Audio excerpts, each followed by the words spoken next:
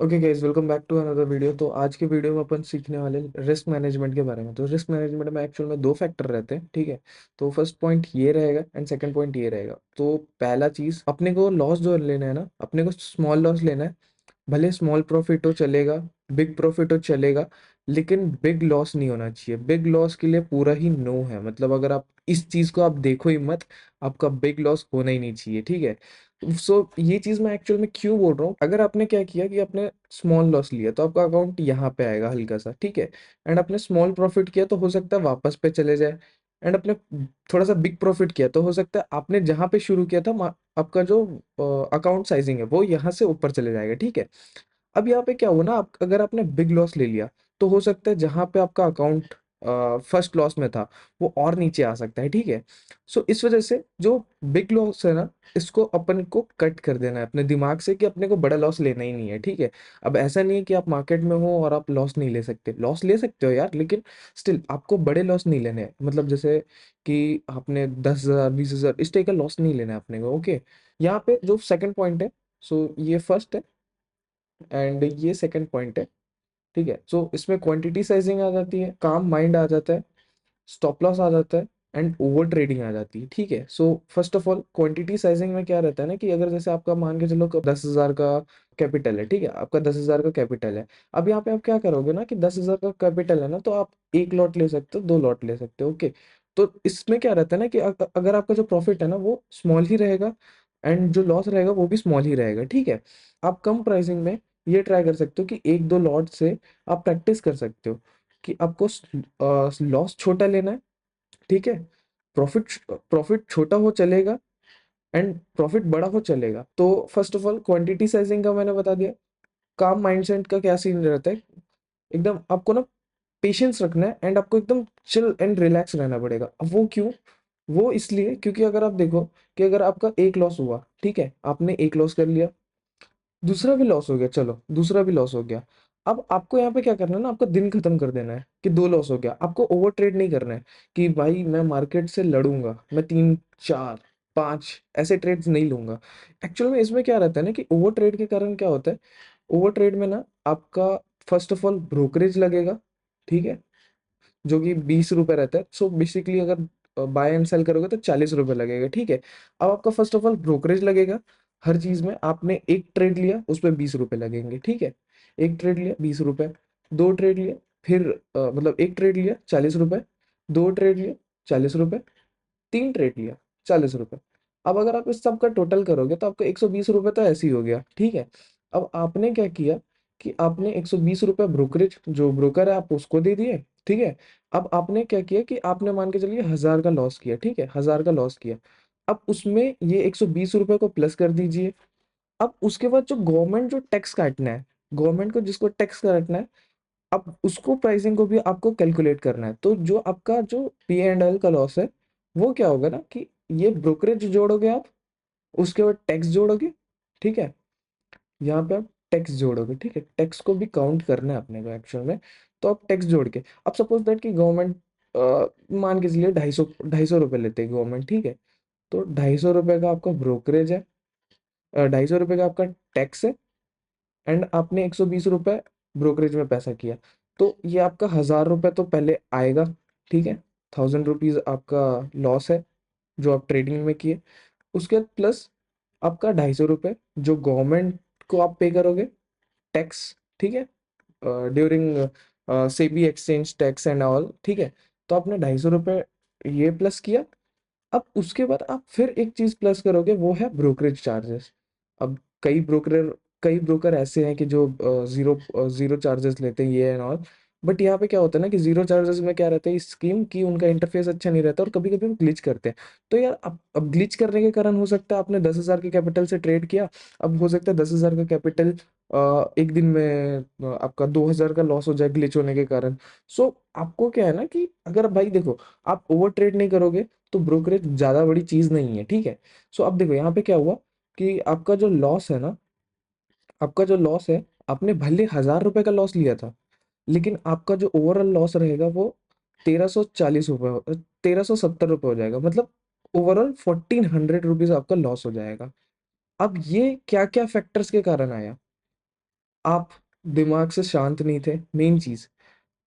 आप अगर एकदम शांत रहते, तो आपका ये जो आपने जो 3-4 ट्रेड लिए, उसका उसका जो आपको जो डिसएडवांटेज है कि जैसे आप देखो 2 ट्रेड दिन के काफ़ी रहते हैं, ठीक है? अब इसमें क्या रहता है ना कि अगर आप ज़्यादा ट्रेड करोगे, उसके कारण आपको ज़्यादा लॉस हो सकता है। तो आपने जितने ज़्यादा ट्रेड्स लिए, उतने ज़्यादा आपके ब्रोकरेज चार्जेस लगेंगे ₹40 के हिसाब से, ठीक है? अब यहाँ पे क्या हुआ ना कि आपका पहले तो आपका ब्रोकरेज लगा। अब यहाँ पे आपने क्या किया कि आप और ट्रेड्स लिए। अब जितने आप ज़्यादा ट्रेड्स लोगे, उतने आपके टैक्सेस भी लगेंगे क्योंकि आप बाइंग सेलिंग भी कर रहे हो। उसके बाद आप कुछ मोमेंटम कैप्चर किए या किसी चीज़ को लॉस किए, तो उस पे भी टैक्स लगता है आपको, ठीक है? तो ये सब ओवरऑल मिला के जो आपका जो ₹1000 का लॉस था, वो सीधा 1200-1300 रुपए हो सकता है, ठीक है? सिंपल सी बात है यार, सिंपल सी बात है, ठीक है? अब यहाँ पे क्या होगा ना कि आप बोलोगे कि आपका 10,000 का अकाउंट था, ओके। अब यहाँ पे आप क्या बोलोगे कि आपका जो अकाउंट था वो 10,000 कैपिटल के हिसाब से था, ठीक है। अब यहाँ पे आपने 1400 का लॉस ले लिया। अब जो आपका रिमेनिंग अमाउंट है वो कितना बच गया, वो 8,600 हो जाएगा, ठीक है। अब यहाँ पे क्या हुआ ना कि आप जैसे 10,000 के कैपिटल से आए, तो ये क्या होगा कि आपका जो आप जहाँ पे 2 लॉट ले पा रहे थे, उसके कारण जहाँ पे आप 10,000 में 2 लॉट ले पा रहे थे, अब ये हो सकता है कि आप 1 लॉट ले पाओ। तो एक्चुअल में ना, अगर आप देखोगे, कई सारी चीज़ें मैटर करती है मार्केट में। तो first of all risk management बहुत ज़्यादा मैटर करती है, ठीक है? रिस्क मैनेजमेंट से ही आप प्रॉफिटेबल ट्रेडर बन सकते हैं, वरना बहुत मुश्किल है। ओके, तो रिस्क मैनेजमेंट आपको ये पॉइंट्स क्लियर हुए होंगे कि आपको बड़े प्रॉफिट्स लेने हैं, छोटे प्रॉफिट्स लेने हैं, छोटे लॉस लेने हैं, लेकिन बड़े लॉस बिल्कुल नहीं लेना है, बिल्कुल नहीं लेना है। सो आप एग्ज़ाम्पल समझते हैं। तो यहाँ पे क्या हुआ, आपने 10K से शुरू किया, ठीक है? ये वाला पॉइंट से। अब यहाँ से आपने ₹1000 का लॉस कर लिया, तो यहाँ पे ये वाला पॉइंट पे मार्केट में आपका 9,000 हो जाएगा ट्रेडिंग कैपिटल। अब यहीं पे आपने क्या किया, प्रॉफ़िट किया किसी दिन, ठीक है? तो हो सकता है आपने ₹1000 का प्रॉफ़िट किया, ₹1000 का लॉस किया था, अब आपका 2000 का प्रॉफ़िट हुआ, तो यहाँ पे क्या होगा, आपका जो अकाउंट साइज़िंग है वो 11,000 हो जाएगा। लेकिन यहाँ पे कितना हो गया था, 9,000 हो चुका था। अब देखो, यहाँ पे ये छोटे प्रॉफ़िट है, ठीक है? छोटे प्रॉफ़िट है। अब यहाँ पे क्या हुआ, आपने फिर एक ट्रेड लिया। अब इसमें क्या हुआ, आपका 2000 और बढ़ गया। समझ रहे हो आप? 2000 और बढ़ गया, तो यहाँ पे 3000 हो जाएगा। लेकिन अब क्या हुआ, किसी दिन ऐसा ब्रेकडाउन आ जाता है मार्केट में कि आपके डायरेक्शन पे नहीं जाता मार्केट। तो अब आपने क्या किया, पहला दिन का पहला ट्रेड लिया, ठीक है? उसमें क्या हुआ, 1000 का लॉस हो गया। तो यहाँ पे आपका अकाउंट साइजिंग क्या हो गया, 12,000 हो गया, ठीक है? अब यहाँ पे आपने क्या किया, अब आप बोले कि नहीं यार, 1000 ही रुपए का तो लॉस हुआ है, मेरे पास तो 3000 मेरा प्रॉफिट है। अगर आप देखोगे तो यहाँ से आपका 3000 प्रॉफिट है। अब आपने बोला यार चलो ठीक है यार, एक ट्रेड और लेते हैं। अब यहाँ पे क्या हुआ, मार्केट में आपका फिर लॉस हो गया। तो यहाँ पे क्या हुआ, आपका जो एसएल है वो 12,000, मतलब जो आपका कैपिटल साइजिंग है वो 12,000 से, मतलब जो 13,000 था, एक दिन में, एक दिन की बात कर रहा हूँ मैं, ठीक है? एक दिन में क्या हुआ, आपका 13,000 से 11,000 हो गया। अब यहाँ पे आपने क्या किया यार, मेरा मार्केट मेरे अगेंस्ट कहा जा रहा है, मेरे साथ क्यों हो रहा है? अब आप उस चक्कर में क्या करेंगे कि आप बोलेंगे कि मैं एक ट्रेड और लेता हूँ। अब उसके चक्कर में हो सकता है एक ट्रेड में ऐसा हो जाए कि आपका एक बार में 2000 का लॉस हो जाए। कभी कभी ऐसा होता है, बिल्कुल होता है यार ऐसा, मतलब नेगेटिव नहीं बता रहा, लेकिन ये चीज होता है एक्चुअल में, ठीक है? अब यहाँ पे क्या हुआ, आपने जो 3000 का प्रॉफिट 3 दिन में, मतलब 2 दिन में कमाया था, ठीक है? आपने जो 3000 का प्रॉफिट 2 दिन में कमाया था, आप वो 3000 का प्रॉफिट एक दिन में गवा दोगे। अगर आप अपने दिमाग में पेशेंस नहीं रखेंगे, अगर आप अपने अंदर डिसिप्लिन नहीं रखेंगे, आप अपने माइंड को एकदम काम नहीं रखेंगे, तो आपका जो 3000 का प्रॉफिट है वो एक दिन में चलेगा। अब यहाँ पे क्या हुआ, जो आपने प्रॉफिट 2 दिन में 3000 कमाया, वो एक दिन में 3000 पूरा चले गया।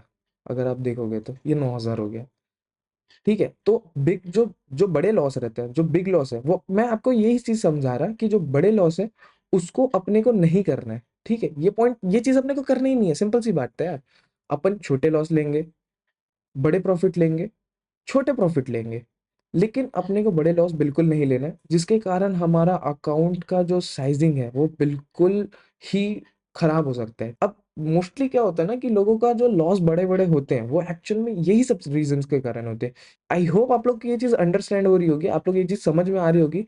अब देखो, क्वांटिटी साइजिंग को मैं आपको एक्सप्लेन करता हूँ कि अब देखो क्या होता है निफ्टी में, ठीक है? एंड में मैंने क्या किया, सपोज दैट कि मैं एक लॉट से ट्रेड कर रहा हूँ, ठीक है, वन लॉट से ट्रेड कर रहा हूँ। अब इसमें मैं क्या करता हूँ ना कि मैं निफ्टी में 5 से 10 पॉइंट का एसएल लेता हूँ, 5 to 10 पॉइंट्स एसएल, ठीक है, एसएल ये मैं प्रिपेयर होकर चलता हूँ कि यार 5 से 10 पॉइंट का मेरा एसएल होगा।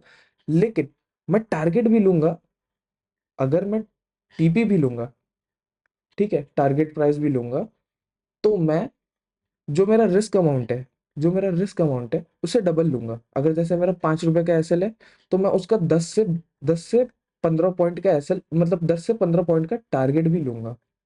उसी से तो मेरा मेकअप होगा ना, मेरा जो अकाउंट साइजिंग है। अगर मैं 5 रुपए मार्केट को दे रहा हूँ और अगर मैं 10 रुपए कमा रहा हूँ मार्केट से, तो सपोज दैट कि अगर मैंने 10 रुपए कमाया, तो जो मेरा 5 रुपए का जो रिस्क था वो कवर अप हो गया मेरे नेक्स्ट ट्रेड के लिए, ठीक है। 5 रुपए का जो रिस्क था वो कवर अप हो गया मेरे नेक्स्ट ट्रेड के लिए।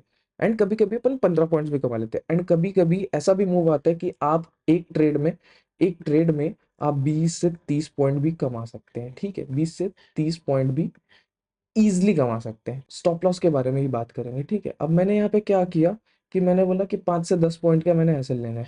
तो एक लॉट में, अब जैसे निफ्टी का साइजिंग 25 है, अभी 25 है, तो अगर मैं 25 into 5 कर लूँ, ठीक है, 25 into 5 कर लूँ, तो मेरा 125 रुपीज का एसएल होगा, ठीक है। लेकिन अगर जब मेरे को रिटर्न कमाना रहेगा, तो मैं जब टारगेट टारगेट ढूंढूंगा, तो मेरे को जो प्रॉफिट आना है वो 250 रुपये आना रहेगा। सिंपल सी बात है ना यार। और जहाँ पे मैंने 10 रुपए का, मतलब जहाँ पे मैंने 250 रुपये का रिस्क लिया, वहां पे मैंने क्या किया, मेरे को 500 रुपये मिनिमम चाहिए, मतलब चाहिए। देखो ये चीज से आपको ये चीज सीखनी है कि आपको आपका जितना रिस्क है उससे डबल पॉइंट्स आपको चाहिए रहेगा, ठीक है। उससे ही तो आपका जो अकाउंट साइजिंग है तभी तो मैनेज होगा, तभी तो आप प्रॉपरली ट्रेड कर पाएंगे, तभी तो आपके पास कैपिटल बढ़ेगा, धीरे धीरे ग्रो होगा, ठीक है। वो चीज को आई होप आप लोग को ये क्वांटिटी साइजिंग में समझ में आई हो। देखो काम माइंड में एक्चुअल में मैं ये चीज बोलूंगा कि अगर आपका एक ट्रेड एसएल गया, दो ट्रेड एसएल गया, बंद कर दो, बंद ही कर दो उस दिन, डन फॉर द डे कर दो, ठीक है। एंड अगर आपका मान के चलिए एक ट्रेड प्रॉफिट गया, दो ट्रेड प्रॉफिट गया, ठीक है, आप उस दिन भी बंद कर दो। मैं लॉस में भी बोल रहा हूँ, प्रॉफिट में भी बोल रहा हूँ, प्रॉफिट में भी बोल रहा हूँ, क्यों?